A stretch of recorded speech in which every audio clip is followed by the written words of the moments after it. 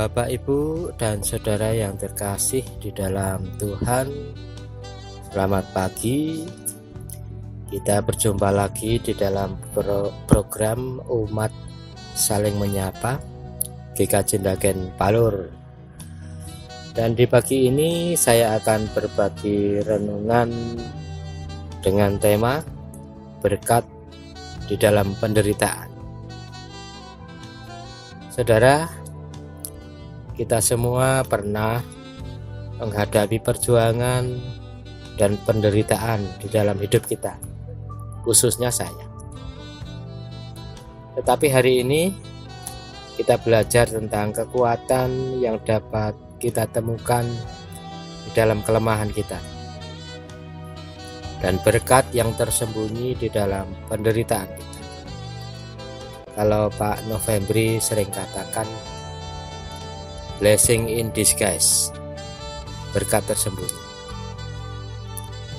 Di dalam 2 Korintus pasal 12 ayat 9 dan 10 difirmankan, akan tetapi ia berfirman kepadaku, kasih karuniaku kepadamu cukup bagi engkau, sebab justru dalam kelemahanlah kuasaku menjadi sempurna. Sebab itu dengan senang hati aku bermegah dalam kelemahanku, supaya Kristus turun menaungi aku.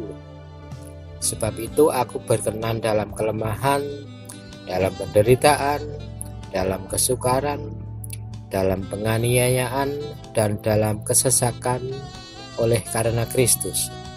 Sebab apabila aku lemah, maka aku kuat.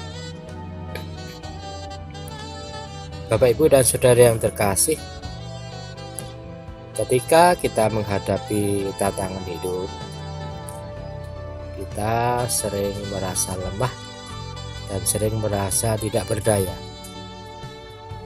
Namun di Alkitab mengajarkan bahwa di dalam kelemahan kita, kekuatan Tuhan jadi nyata.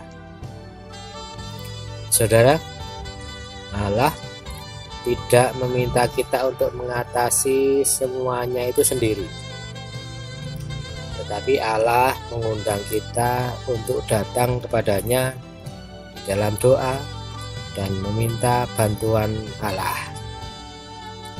Ketika kita percaya kepadanya, Dia akan memberi kita kekuatan yang kita butuhkan. Saudara yang terkasih, ketika kita menghadapi penderitaan, kita mungkin sulit untuk melihat berkat tersembunyi yang ada di sebaliknya. Tetapi seperti yang diajarkan dalam Alkitab, penderitaan kita tidak pernah sia-sia di tangan Tuhan. Tuhan dapat mengubahnya menjadi kesempatan untuk pertumbuhan rohani kita dan mengajar kita akan kehendak Tuhan. Kadang kita pernah berlaku sebaliknya. Ketika kita ada di dalam posisi yang kuat, maka kita cenderung mengandalkan diri sendiri. Sementara jika kita ada dalam posisi yang lemah, maka kita berharap kuasa Kristus akan dinyatakan tanpa hambatan. Nah, saudara,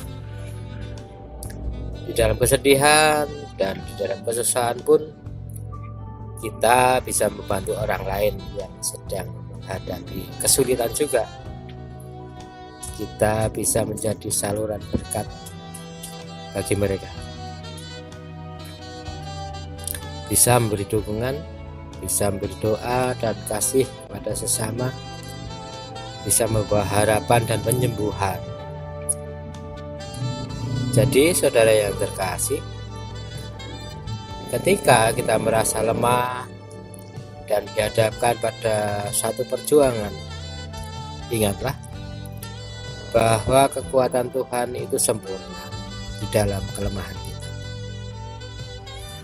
Jadi jangan bersusah hati ketika mengalami berbagai macam pergumulan.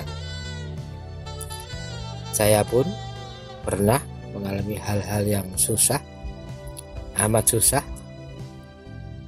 Saya pun punya kelemahan-kelemahan, dan bisa dibilang saya sampai terpuruk. Tetapi kesusahan dan kelemahan saya tidak membuat saya sampai tergeletak, tidak berdaya.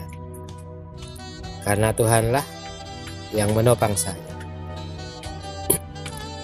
Justru di titik itulah kita, saya dan saudara, harus bersuka cita di dalam kelemahan dan kesusahan, karena kita akan mengalami kuasa Kristus yang akan menjadikan kita kuat. Demikian saudara, semoga Tuhan memberkati. Amin.